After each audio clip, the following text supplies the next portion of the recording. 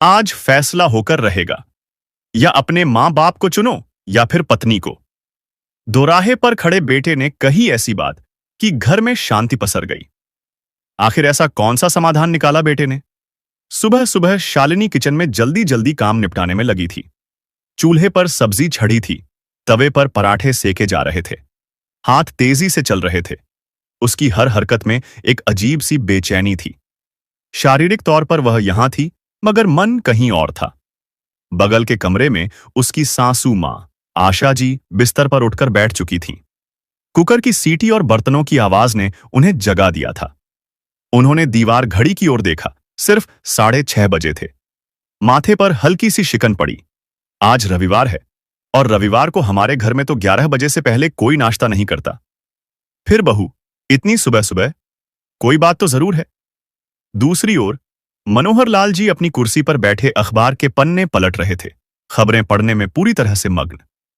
कुछ ही देर बाद शालिनी काम निपटाकर कमरे में चली गई और फिर तैयार होकर अपने सास ससुर के कमरे में दाखिल हुई।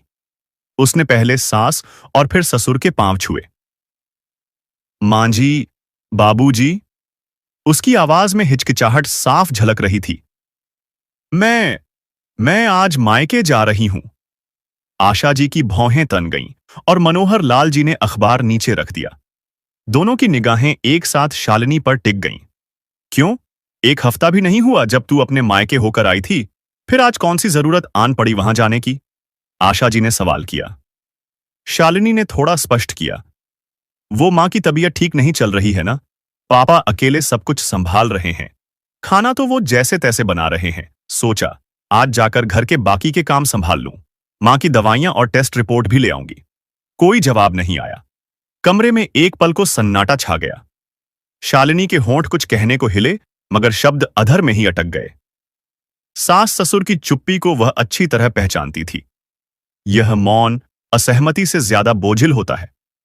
थोड़ी देर खड़ी रहने के बाद भी कोई जवाब नहीं मिला तो असहज सी होकर बोली, वैसे मां जी, मैंने नाश्ता बनाकर रख दिया है। दोपहर के लिए सब्जी भी तैयार है। आपको कोई परेशानी नहीं होगी। इतना कहने के बाद भी किसी ने कुछ नहीं कहा तो शालिनी चुपचाप अपने कमरे में लौट गई। इधर आशा जी और मनोहर लाल जी एक दूसरे की ओर देखने लगे। हमसे बड़ी भूल हो गई, आशा जी ने ठंडी सांस छोड़ते हुए कहा। अपने ही शहर की लड़की को अपनी बहू बनाकर ले आए। जब भी मन होता है चल पड़ती है, मुंह उठाकर मायके। ससुराल तो जैसे होटल हो गया, जब जी चाहे आओ, जब चाहे चले जाओ। मनोहर लाल जी ने भी हामी भरी और गुस्से में अखबार मोड़ते हुए कहा, ये बहुएं तो जितना सिर चढ़ाओ उतना ही चढ़ती हैं। हफ्ता भी पूरा नहीं हुआ पिछली बार गए हुए। अब फिर मायके की तैयारी। आज जाती है तो चली जाए, लेकिन आइंदा से समझाओ बहू को। आशा जी की आंखों में अब खींच के साथ साथ नाराजगी भी दिखने लगी थी। उन्होंने मनोहर लाल जी की बात पर सहमति जताते हुए कहा, सही कहते हैं आप, बहू की लगाम कसकर रखनी पड़ेगी। यूं रोज रोज मायके जाना हमारे यहां नहीं चलेगा। अब तो जैसे बहू नहीं, कोई मेहमान हो गई है। 2 दिन यहां तो तीसरे दिन वहां। फिर मनोहर लाल जी बोले, और वो निखिल, वो भी तो कुछ नहीं कहता। शायद बीवी के आगे कुछ बोलने की हिम्मत ही नहीं है उसकी। जोरू का गुलाम कहीं का। उधर शालिनी अपने कमरे में बिस्तर पर बैठी थी, मगर ध्यान तो उसका मायके में ही लगा था। उसके गालों पर गर्म आंसू चुपचाप बह रहे थे। हर बार यही तो होता था। मायके जाने की बात छेड़ते ही घर में तनाव की दीवार खड़ी हो जाती थी। उसका इकलौता भाई तो अब अमेरिका में था। पिछले साल ही कंपनी ने उसे 3 साल के कॉन्ट्रैक्ट पर भेजा था। उसकी अनुपस्थिति में माता पिता की जिम्मेदारी संभालने वाली शालिनी ही तो थी। कभी मां की तबीयत खराब, कभी पापा की। अगर मैं नहीं देखूंगी तो कौन देखेगा? आंखों से गिरते आंसू उसकी गोदी में रखे दुपट्टे को भिगो गए, मगर उसने खुद को संभाला। बैग उठाया, स्कूटर की चाबी ली और निकल पड़ी। निखिल अभी तक अपने कमरे में सो रहा था। शालिनी ने उसे रात को ही बता दिया था कि वह मायके जा रही है। निखिल ने बस इतना ही कहा था, जाना है तो जाओ, लेकिन मां पापा को थोड़ा मना लेना। तुम अगर थोड़ी बातों को बैलेंस कर लो तो बात नहीं बिगड़ेगी। निखिल जानता था कि शालिनी की मंशा गलत नहीं है। वह एक संवेदनशील पति था, लेकिन माता पिता की भावनाओं को भी समझता था। उसका बस यही सोचना था कि शालिनी दोनों घरों की जिम्मेदारियों को संतुलित रूप से निभाए ताकि किसी को शिकायत का मौका न मिले। हे भगवान, बस मेरी मां की तबीयत ठीक हो जाए। पापा की तबीयत भी कहां ठीक रहती है। न जाने वो अकेले घर का काम कैसे कर रहे होंगे। सोचते सोचते उसकी आंखें फिर से नम हो गईं। शालिनी जब अपने मायके पहुंची तो देखा मां बिस्तर पर लेटी थीं, चेहरा पीला और आंखों में थकान उतर आई थी। पापा रसोई से बाहर आते हुए बोले, शालू, तू आ गई। बहुत अच्छा किया बेटा। देख, मैंने बेसन का चिल्ला बनाया है, खाकर बता कैसा बना है। शालिनी के पापा ने एक टुकड़ा उसके मुंह में डाला तो शालिनी बोली, मम्मा, बहुत अच्छा बना है पापा। चल तू बैठ, मैं और बनाकर लाता हूं। शालिनी ने स्नेह से मुस्कुराते हुए कहा, अरे मैं बना लूंगी, आप चिंता मत करो। अब मैं आ गई हूं ना, थोड़ी देर आराम करो, मैं सब संभाल लूंगी। उसने पर्स एक ओर रखा और तुरंत काम में जुट गई। नाश्ता निपटाने के बाद घर की हालत देखी। बर्तन एक कोने में झूठे पड़े थे, कुछ कपड़े बालकनी में टंगे थे, कुछ वॉशिंग मशीन में। फर्श पर भी गंदगी थी। पिछले 1 महीने से काम वाली बाई नहीं आ रही थी और मां की तबीयत भी ठीक नहीं थी। पापा से जो हो पाता कर लेते। शालिनी ने पहले घर की सफाई की, बर्तन मांजे, कपड़े धोए, फिर झाड़ू पोंछाकर पूरा घर चमका दिया। मां की दवाइयों की याद आई तो पर्ची लेकर निकलने को हुई, लेकिन तभी दरवाजे की घंटी बजी। निखिल। दरवाजे पर उसका पति खड़ा था। तुम थक जाओगी, इसलिए सोचा कि तुम्हारी मदद कर दूं, निखिल ने कहा। मैं अभी बस दवाइयां लेने ही जा रही थी, मेडिकल रिपोर्ट भी लेनी थी। तुम रहने दो, रिपोर्ट और दवाइयां मैं ले आता हूं, निखिल ने कहा और अंदर आ गया। शालिनी और उसके माता पिता को निखिल का केयरिंग नेचर बहुत अच्छा लगता था। निखिल ने मां पापा से हालचाल पूछा, मेडिकल स्टोर से दवाइयां लेकर आया और रिपोर्ट्स भी समय पर लाकर दी। कुछ घंटों में दोनों ने मिलकर घर को फिर से संवार दिया। शालिनी को लगा जैसे मायका फिर से सांस लेने लगा हो। शाम होते ही शालिनी ने विदा ली। मां ने हाथ पकड़कर कहा, चिंता मत करना, तुम दोनों के हंसते चेहरे देखकर ही तबीयत अच्छी महसूस होने लगी है। स्कूटर स्टार्ट हुआ और ससुराल की तरफ बढ़ा। निखिल ने गाड़ी से उसे फॉलो किया। जब वे दोनों घर पहुंचे, निखिल ने झट से कहा, तुम रसोई में मत जाना आज, मैं खाना बाहर से मंगवा लेता हूं, कभी कभी बाहर का भी ठीक होता है। शालिनी के चेहरे पर थकावट साफ दिख रही थी, लेकिन सुकून भी था। लेकिन जैसे ही वह ड्राइंग रूम में पहुंची, सामने सास ससुर बैठे थे। उनकी आंखों में न तो चिंता थी न हमदर्दी, बस तिरछी निगाहें और खामोश सवाल। लेकिन अभी वह अपने कमरे तक भी नहीं पहुंची थी कि सासू मां की आवाज ने उसके कदम रोक दिए। अब फुर्सत मिली है तुम्हें घर लौटने की, सारा काम पड़ा है, अब जल्दी से डिनर की तैयारी कर लो, जाने कब बनेगा और कब मिलेगा खाने को। शब्द सीधे तीर की तरह चुभे। उसे लगा था कि सास ससुर उससे उसकी मां का हालचाल पूछेंगे, लेकिन यहां तो इन लोगों को अपनी ही चिंता सताए जा रही थी। जवाब में शालिनी झुकी नजरों के साथ कुछ कहने ही जा रही थी कि तभी निखिल की आवाज गूंजी, मां, मैंने डिनर ऑर्डर कर दिया है, आता ही होगा। कमरे में सन्नाटा सा छा गया। बाहर का खाना? आशा जी लगभग चौंक कर बोली, तू क्या चाहता है बेटा? जैसे बहू की मां बिस्तर पर पड़ी है, वैसे हम भी बिस्तर पकड़ लें। बाहर का खाना खिला खिलाकर बीमार करने का इरादा है तुम्हारा? निखिल ने शांत स्वर में जवाब दिया, अरे नहीं मां, कभी कभी तो चलता है। शालिनी आज सुबह से मायके में काम कर रही है, थक गई है। एक दिन बाहर का खाना खा लेंगे तो कुछ नहीं बिगड़ेगा। शालिनी चुपचाप खड़ी थी। आशा जी ने तीखे स्वर में कहा, ठीक है, आज बाहर से खा लेंगे, लेकिन ये हर बार का काम नहीं होना चाहिए। मनोहर लाल, जो अब तक खामोश थे, कहने लगे, देख निखिल, तू अपनी बीवी का पक्ष तो ले रहा है, लेकिन ये रोज रोज मायके भागने की आदत ठीक नहीं। बहू है, ससुराल की जिम्मेदारी निभानी चाहिए इसे। 2-4 महीने में कभी तीज त्योहार पर जाए तो अच्छा लगता है, लेकिन ये रोज रोज। बाबूजी, बात अच्छे या बुरे की तो है ही नहीं। उसकी मम्मी की तबीयत सच में ठीक नहीं थी, उन्हें जरूरत थी शालिनी की। अरे, अब बुढ़ापा है तो कुछ ना कुछ लगा ही रहेगा। ऐसे में उनके बेटे को होना चाहिए था उनके पास। वो विदेश जाकर बैठा है और यहां परेशानी हमें उठानी पड़ रही है। आशा जी तीखे लहजे में बोली। शालिनी का मन भारी हो गया। माँ जी, 3 साल के लिए ही गए हैं वो वहां। 1 साल तो बीत चुका है, 2 साल भी निकल ही जाएंगे। तो क्या तब तक तुम यही सब करने वाली हो? सास ने कटाक्ष किया। शालिनी ने पलटकर जवाब देने की कोशिश की। माँ जी, माँ की तबीयत। लेकिन उसकी आवाज कमजोर पड़ गई।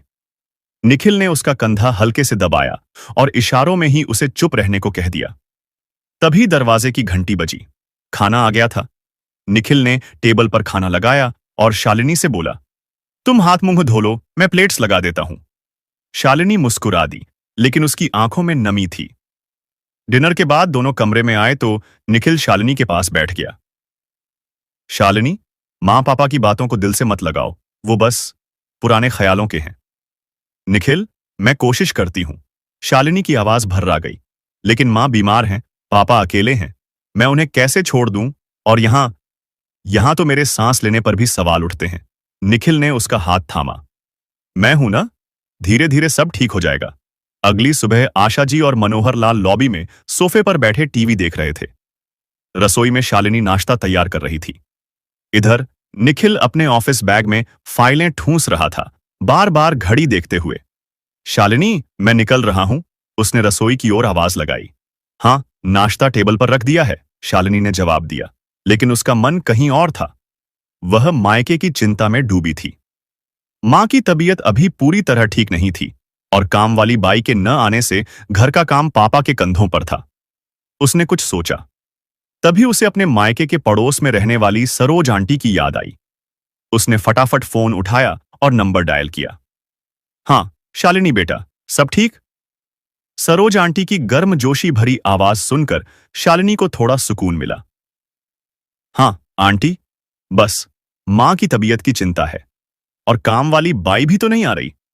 क्या आप कोई भरोसेमंद बाई का इंतजाम कर सकती हैं? अरे बेटा, ये तो छोटी सी बात है, सरोज आंटी ने हंसते हुए कहा। मैं देखती हूं, तू फिक्र मत कर। शालिनी ने फोन रखा और नाश्ता टेबल पर सजाया। आशा जी और मनोहर लाल चुपचाप खाने बैठे।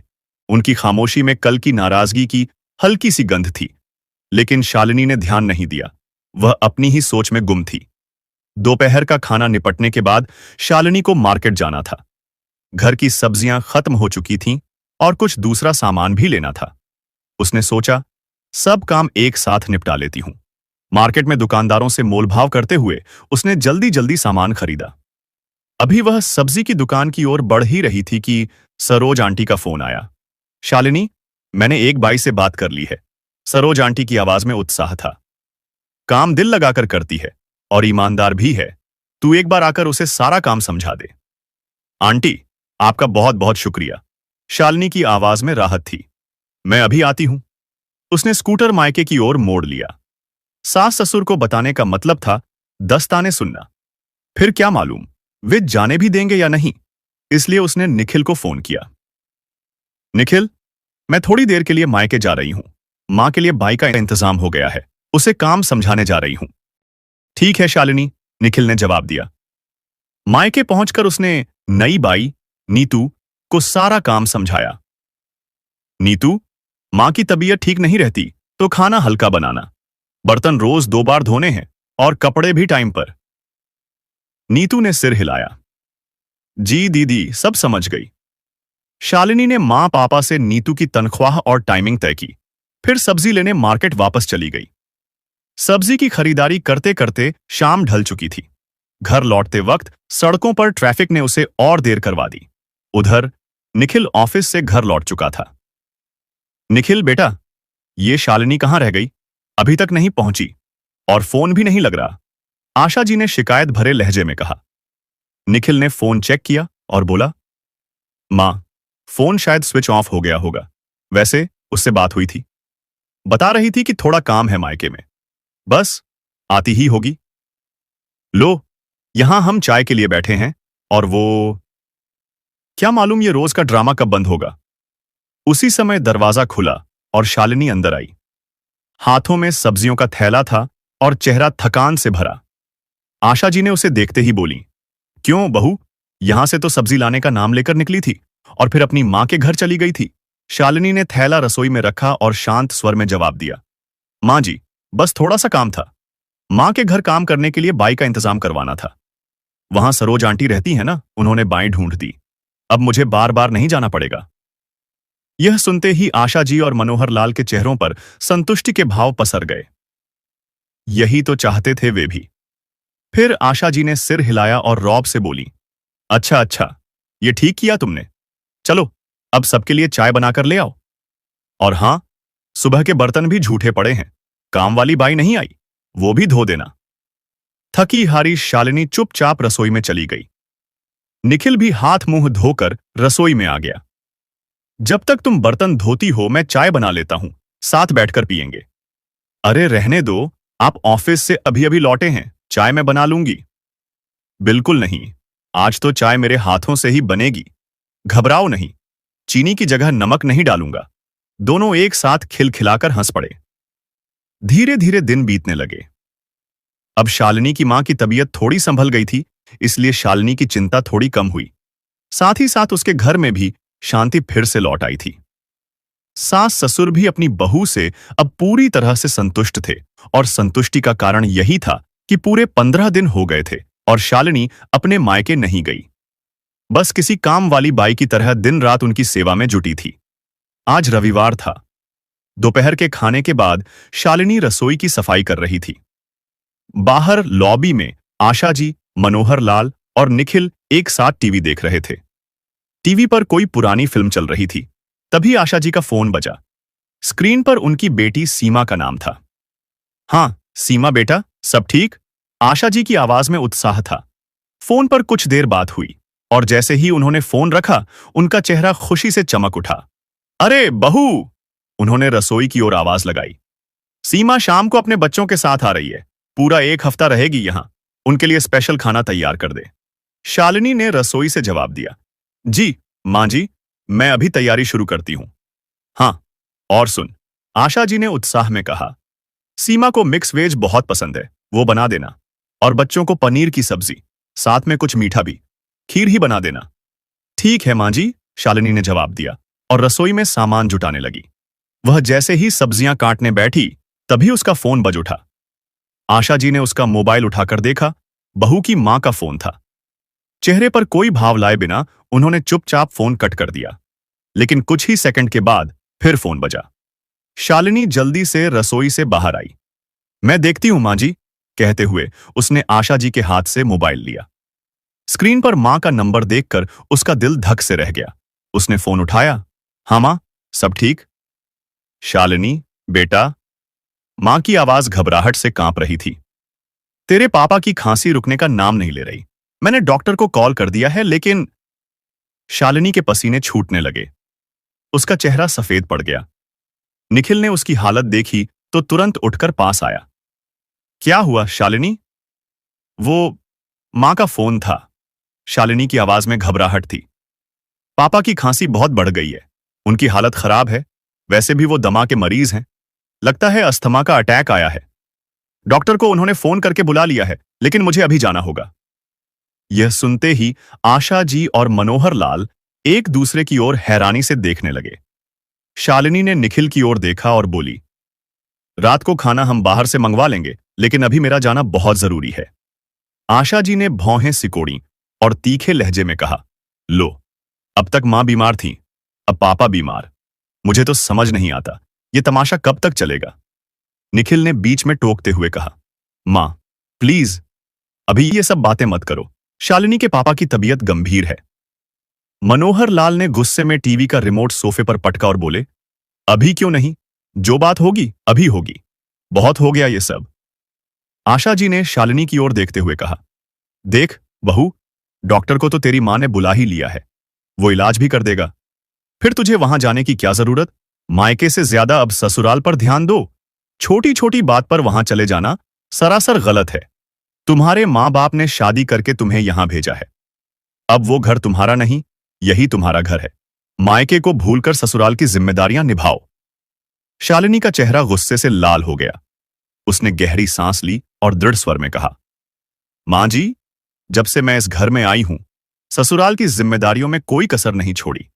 लेकिन मेरे मम्मी पापा भी मेरे अपने हैं। बेशक मेरी शादी हो गई, लेकिन उनके साथ मेरा खून का रिश्ता तो नहीं टूटा। मेरी रगों में उनका ही खून दौड़ता है। मैं आज भी उनकी बेटी हूं और वो मेरे माँ बाप हैं। आशा जी ने तुरंत जवाब दिया। हमने कब कहा कि वो तेरे माँ बाप नहीं हैं?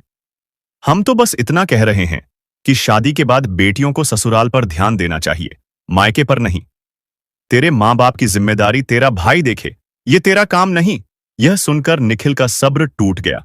वह गुस्से से बोला, बस कीजिए माँ, एक तो शालिनी के पापा बीमार हैं, ऊपर से आप कुछ समझने को तैयार नहीं।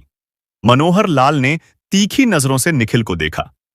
समझने को तू तैयार नहीं बेटा, जोरू का गुलाम बनकर उसकी हां में हां मिलाता फिरता है। शर्म नहीं आती? हमारी बातों का कोई मोल नहीं रहा तेरे लिए। लेकिन अब बहुत हुआ, आज तो फैसला होकर रहेगा। या तो तुझे अपने मां बाप को चुनना होगा या फिर अपनी पत्नी को। निखिल का चेहरा गुस्से से तमतमा गया।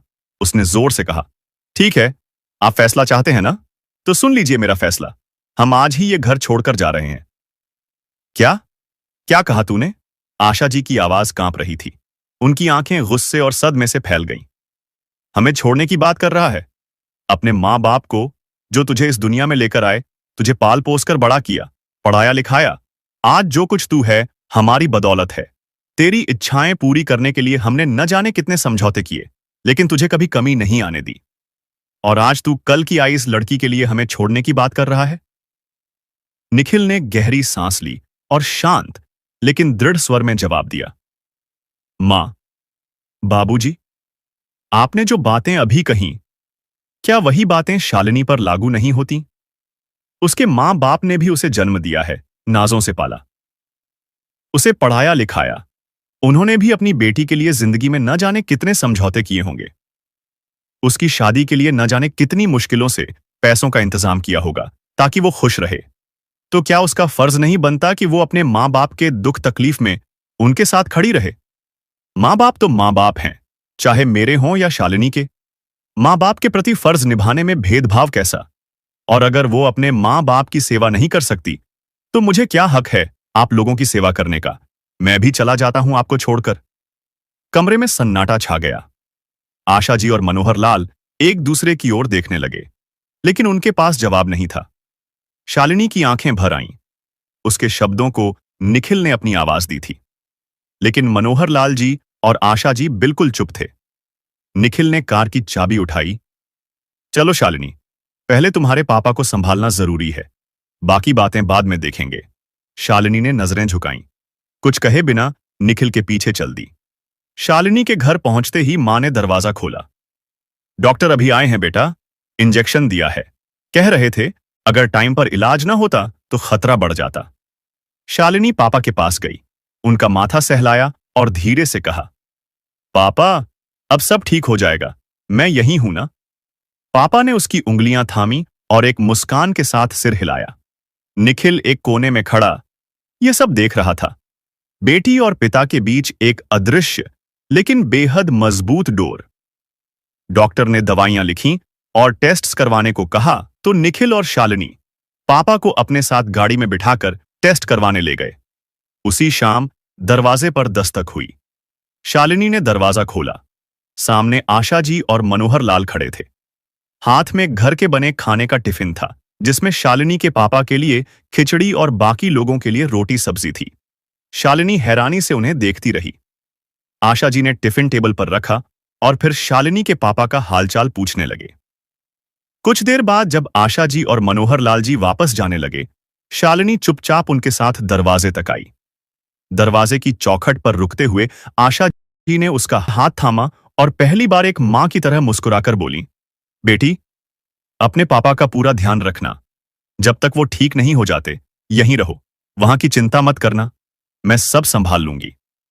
शायद उन्हें समझ आ चुका था कि बहू कोई जानवर नहीं, जिसे बाड़े में लाए और खूंटे से बांध दिया। वह भी इंसान है, जिसे अपनी स्वतंत्रता बाकी इंसानों की तरह ही प्यारी है। शालिनी स्तब्ध रह गई। वह कुछ कहना चाहती थी, पर शब्द नहीं मिले। भरी आंखों के साथ उसने झुककर सास ससुर के पैर छुए और अंदर आई। सबने मिलकर टिफिन में से खाना निकालकर एक साथ खाया। निखिल उसी रात लौट गया था, लेकिन जब 2 दिन बाद शालिनी जब मायके से लौटकर अपने ससुराल आई, तो घर की हवा कुछ बदली बदली सी लगी। अब घर का माहौल पहले जैसा बोझिल नहीं था। जिन सास ससुर की हर बात में कड़वाहट का जहर घुला रहता था, आज उनके लहजे में ममता और प्रेम की मिठास घुल चुकी थी। घर वहीं था, लोग भी वहीं थे, बस सोचने का नजरिया बदल गया था। अब हर बात में बहू को आदेश नहीं दिया जाता था, बल्कि राय ली जाती थी। वह अब भी बहू बनकर ससुराल के सारे फर्ज निभाती थी, लेकिन कठिन परिस्थितियों में तुरंत मां बाप के पास जाकर उनका संबल बन जाती थी, क्योंकि बहू होने के साथ साथ वह एक बेटी भी थी। तो दोस्तों, आपको यह कहानी कैसी लगी? कमेंट करके जरूर बताइए। यह भी बताइए कि आप यह कहानी भारत के किस शहर से सुन रहे हैं। अगर कहानी पसंद आई हो तो वीडियो को लाइक करने के साथ साथ हाइप बटन भी दबा दीजिए।